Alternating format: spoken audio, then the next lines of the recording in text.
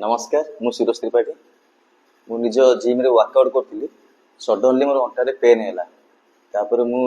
dumbbells टेकुथली pen हैला dumbbell थोई पारिली एते पेन जोर हैला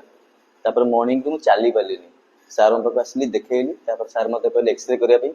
एक्सरे जणा पड़ा टिके हाड़ स्लिप हेचुली पुणी आउ थरे एमआरआई कली जणा पड़ेगा जे मोर L5S1 ऊपर चढ़ी जाइछि बोली तापर पूरा एमती बेंड हेतु चाली पानथि बहुत पेन होतला ना बसी पारथला सोई पारथला किछि करि नथला तापर सार पाखे आसी फिजियोथेरापी रेगुलर कली आज की 10 दिन 11 दिन हैला और पूरा पाखापाखि 80% मोर क्लियर हो गेलानी मोर स्ट्रेट चालुची बसी सब करि पारछि